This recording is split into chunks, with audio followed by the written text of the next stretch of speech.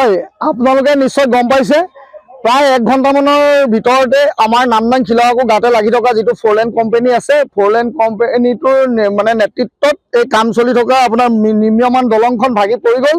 আৰু এটা কথা আমি আপোনালোকক জনাব বিচাৰিছোঁ যে 3 বছৰত এখন দলং ভাগিব পাৰে জানো? আটাইতকৈ ভাল কাম হোৱাৰ বাবে আজি এইটো প্ৰমাণ কৰিছে যে 3 বছৰত এখন দলং ভাগি পৰি থাকিল। আৰু বিকাশ কৈ থকা এই অসমৰ মানে যিখন অসম চৰকাৰ আৰু কেন্দ্ৰীয় চৰকাৰৰ নীতিন গাডকাৰীৰ আণ্ডাৰত যিটো কাম চলি আছে শিৱসাগৰৰ পৰা নহয় সমগ্ৰ অসমতে চলি আছে ফ'ৰলেন কোম্পানী কাম। গতিকে এই গোটেই কামসমূহত সম্পূৰ্ণ বিসংগতি আমি দেখা পাইছোঁ। আজিৰ পৰা প্ৰায় এবছৰ আগতে নামদাং খিলগাঁও 200 মিটাৰ নিলগত সত্যজিৎ দাসৰ মৃত্যু হৈছিল এই ফ'ৰলেন কোম্পানী গাফিলতিৰ বাবে। গতিকে আমি আমাৰ শিৱসাগৰ জিলা প্ৰশাসনক এটা কথা দাবী জনাব বিচাৰিছোঁ যে এই প্ৰতিষ্ঠানসমূহত অনতিপলমে নাকি লগাব লাগে আৰু এই প্ৰতিষ্ঠানসমূহে কি কাম কৰিছে তাৰ ওপৰতো অকণমান তদাৰক কৰিবৰ বাবে আমি দাবী জনাব বিচাৰিছোঁ। আৰু এটা কথা আপোনালোকক জনাব বিচাৰিছোঁ যে এই বৰ্তমান যিখন দলং আগতে বনাইছিল অক্ষয়া নামৰ কোম্পানীটোৱে এই কোম্পানীটোক আমি বহুবাৰ আমি স্থানীয় হিচাপে অৱগত কৰিছিলোঁ, কিন্তু আমাৰ কথা তেওঁলোকে গুৰুত্ব নিদিলে।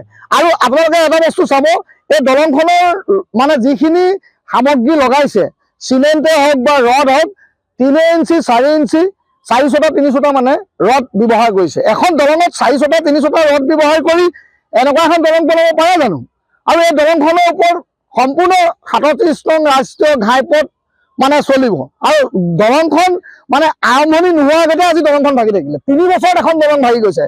আটাইতকৈ দুৰ্ভাগ্যজনক কথা কি 3 বছৰ আগতে এই দলংখন বনোৱাত যদি এনেকুৱা বিসংগতি নহ'লহেঁতেন আজি এই দলংখন ভাগিব নোৱাৰে। গতিকে মই পুনৰবাৰ আমাৰ শিৱসাগৰ জিলা প্ৰশাসনক এটাই দাবী জনাব বিচাৰিছোঁ, অনতিপলমে শিৱসাগৰ জিলাত কাম কৰি থকা এই প্ৰতিষ্ঠানসমূহক নাকি লগাব লাগে আৰু পৰাপক্ষত গ্ৰেপ্তাৰো কৰিব লাগে তেওঁলোকক।